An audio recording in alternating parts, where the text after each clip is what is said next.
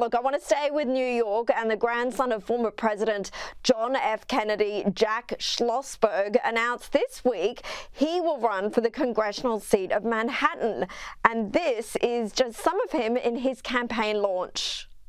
He's stripping citizens of their civil rights and silencing his critics. The worst part is, it doesn't have to be this way. And it wasn't always. We deserve better, and we can do better. And it starts with the Democratic Party winning back control of the House of Representatives. With control of Congress, there's nothing we can't do. Without it, we're helpless to a third term. My name is Jack Schlossberg, and I'm running for Congress.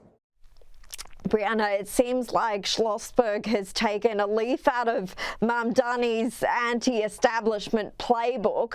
Do you think he'll be successful? I think he has a good chance. You know, he'd be running for the seat currently held by Jerry Nadler, who is just as far left as Schlossberg or, you know, whoever else would be taking that seat. So it's not far-fetched to think that this Kennedy descendant could win the election. That doesn't mean he's going to be able to help bring the House back for Democrats, even though I do think Democrats have a shot at winning the House back next year. Something else that JFK's grandson said that was just really despicable is he called out RFK Jr. You don't attack family like that, especially in public. And this isn't the first time we've seen RFK Jr. attacked like this by his relatives. And I think it just goes to show you that these people have no shred of decency or humanity, because someone with both of those things would not publicly criticize a family member in such a horrible way. Yeah, we've seen that before, obviously, as you say, including with our ambassador here to Australia, Caroline Kennedy. Look, I spoke about this a bit in my editorial, but the BBC is in turmoil this week after top executives resigned following revelations that the broadcaster had doctored a speech by Donald Trump given on January 6th before protesters stormed the Capitol. The BBC has now apologized to Trump, but it says that it won't pay him the compensation he wants. Brianna, you've written a piece this week on the Federalist about this whole saga and why maybe some of the same detractors in the US should follow suit. What did you say?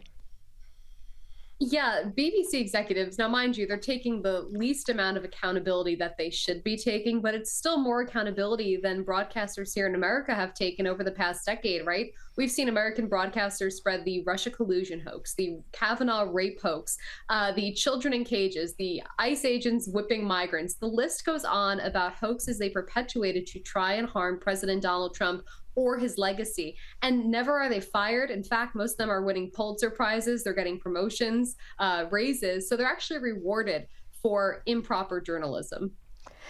It's very similar to here in Australia, as I also pointed out at the top of the show. We've got our own public broadcaster who hasn't taken responsibility for some of the fake news narratives they've been pushing. Do you think it's likely that Trump will follow through with this $1 billion lawsuit that he's threatening, given he's got the apology but hasn't got the compensation from the BBC?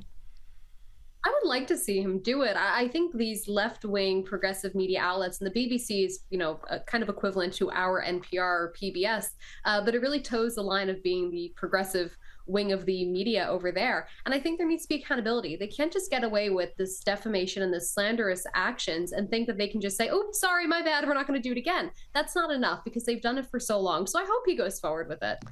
Yeah, it would certainly send a very strong message to the rest of the media, wouldn't it? Look, speaking of lefty media, take a look here at CNN host Abby Phillips and what she has to say about dealing with conservatives.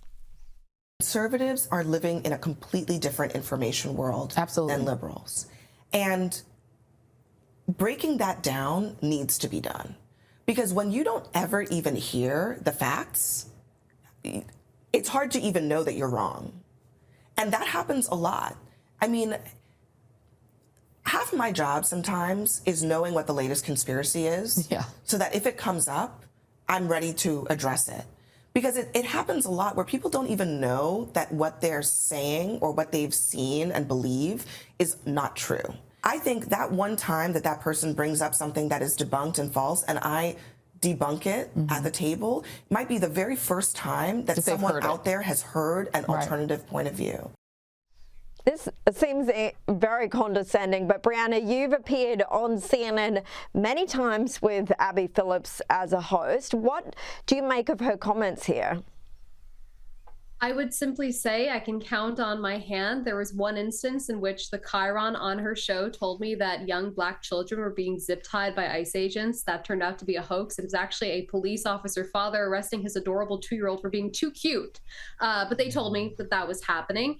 And then another time, there was a fellow guest, Ryan James Verdusky, on there. He talked about the Ferguson effect. Abby Phillips didn't know what that was, neither did the rest of the panel. So it's almost like we're actually informing them when they're locked in their echo chamber. Yeah, I think she may need a bit of a lesson in misinformation by the sounds of it herself. Brianna, Lyman, thank you so much for joining me. For having me.